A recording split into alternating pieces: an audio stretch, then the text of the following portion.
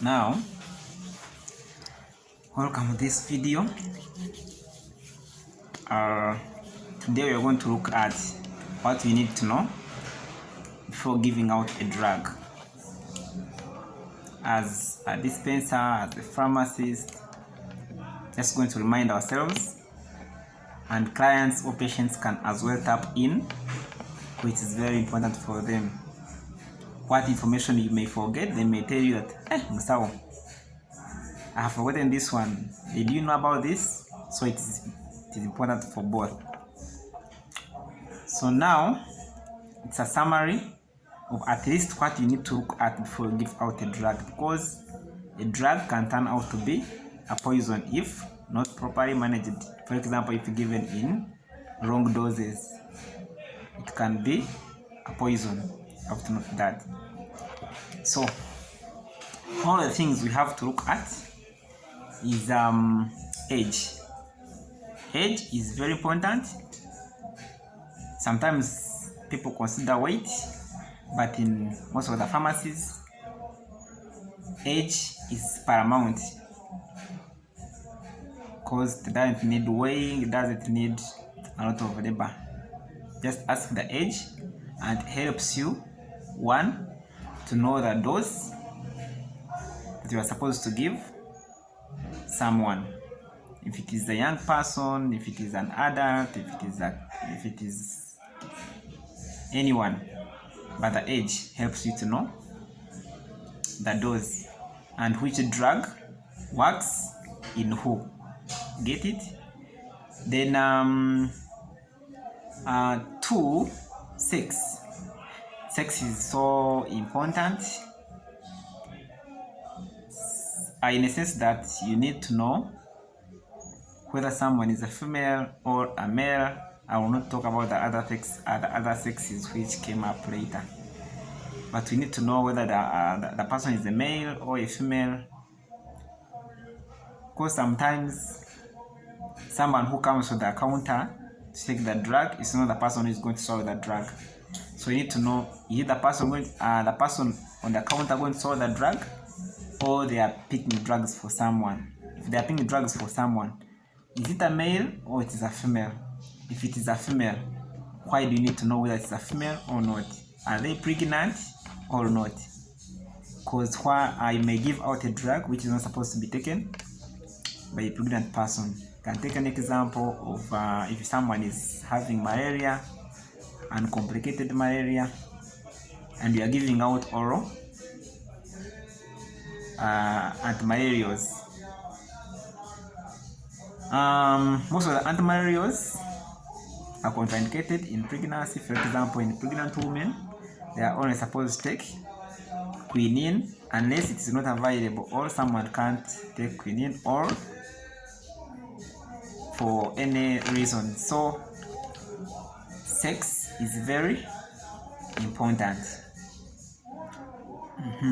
Then another one, we need to know, yes, we have known the age, we have known the sex.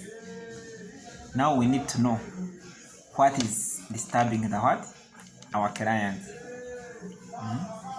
They may tell you it is flu or it is high temperature, but then we need to dig deeper. Those ones who do the clerkship, they call it history of presenting complaint. Someone may come complaining of fever, complaining of flu, but then you may need to dig deep and know what could be the cause. Someone may be just coughing, but you need to know, for example, how long they have taken with the cough. Because if it takes long, more than 2, 3, 4 weeks, what if it is TB? And of course, you can't treat TB within a community pharmacy. It has to be, there are procedures you have to go through to take TB drugs. If it is just a normal flu, then it can be treated with over-the-counter medicines. Then if it is, because temperature, for example, temperature is just it is just a symptom or a sign. So now you need to dig deep and know what could be disturbing the patient. For example, if it is diarrhea, you need to know how did it start, for how long has someone been diureting, could they have eaten along the way, what they have eaten, was it cold or it was hot. So that one helps you to know what could be the cause of the presenting complaint. So the history of the presenting complaint helps you to dig deep and get to know what could be the real problem disturbing the patient. Okay, now we have known the age, we have known the sex, we have known the history of the presenting complaint. We have at least we have a clue of what could be disturbing the patient. At this point, if you realize you can't manage, refer, because referral is also part of management. Because at the pharmacy, we don't admit, we only give drugs on prescription, or we can dispense out the OTC or over-the-counter drugs. Those ones, if you want more about that one, you can inbox. Or a pharmacist can give out some medicines which he is allowed to give out, even not on prescription. So we have said you can refer if you can't manage the condition after you assessing at this stage. So now you can as well now go to ask them. Yes, they have come. Ask them, have they taken some medicines? If they are there, what could be the medicines they have taken? Maybe they could come with the empty bottles, the envelopes where they have been buying the medicines from. So this one helps you to, if you are thinking of giving the same medicine, you can change. Or if the medicine could have exacerbated the condition, you can as well know.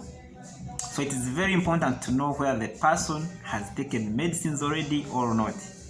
If they haven't taken the medicines, then there you can easily proceed another level. But if they have taken the medicines, you also put it into consideration.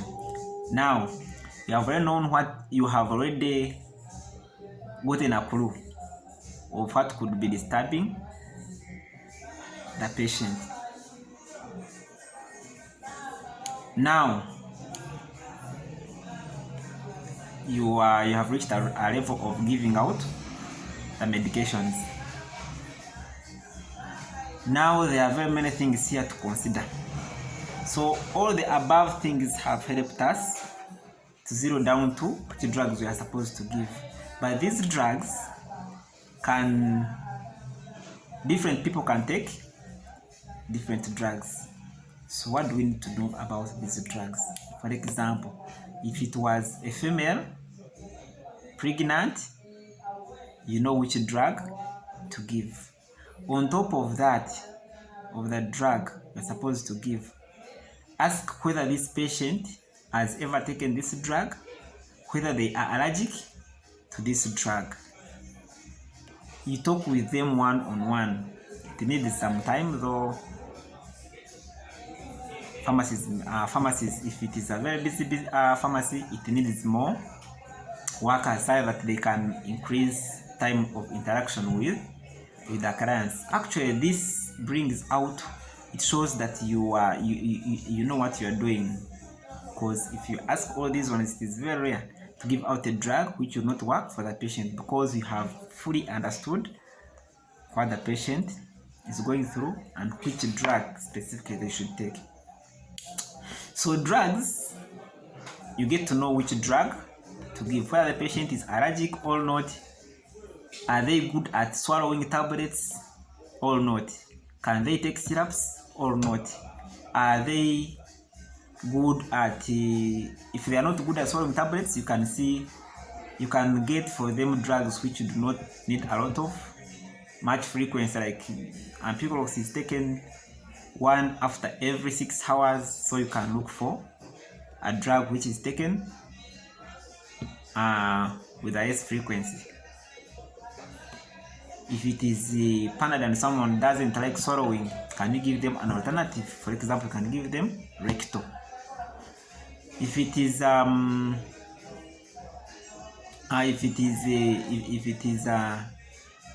kid, you cannot give them a syrup.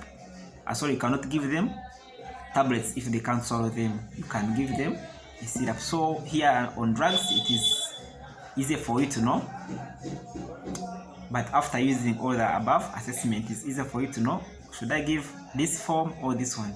Are they allergic or they are not? Can they swallow tablets or they can't swallow? So you get. So then there are some other things that people always tend to forget. For example, you also need to know the social history of the client. For example, are they married? If they come in and they are telling you they have maybe their complaint is itching, like in the private parts, and after you assessing, you come up with a conclusion that they have a urinary tract infection. Here, at this stage, you need to know, are they married? Do they have any sexual partner? Then if they have, then you have to guide accordingly. For example, the partner can carry medicines for the other partner, or they can part ways if that is what is easier for them. If the other partner can't swallow medicines, they can chill the sexual behavior. If they can swallow the medicines, both of them, the better. So that is the social history which most people tend to always ignore on the counter, but it is very important because it helps you not to someone to heal, not to come back. Because if they don't treat the partners, the partner will still come, and so this one will still go at the partner. They have their sexual intercourse, then still they carry the same microorganism. It keeps moving on, and they say, and at the end of it all, this microorganism may become resistant to this medicine, and someone keeps taking the medicine and it's not working for them, which is very unfortunate. Then another thing we need to know, is this person smoking? Could this smoking be the causative, the risk factor for this condition? Can we advise them like this? Are they taking alcohol? If they are taking alcohol, there are some medicines they are not supposed to take. For example, metronidazole, not supposed to take with alcohol, or when someone has just drank alcohol, they're not supposed to do what? To take. So you also need to know these things. So all these things in summary, we said age, we said sex, we said history of the presenting complaint, we said have to know where they have taken medicine, the past medical history, you have to know the drug, the details about the drug, also have to know if there are allergies that are caused by the drug. They also have to go deeper and know if they are the social history part of it, if they are taking alcohol, if they are married, if they have are these partners. So all these ones at the end of it all help us to give the right medicine to the right patient at the right time in the right dose, and at the end of it all we get the possible best outcomes. Share this video, like, But most importantly, subscribe. See you in the next episode.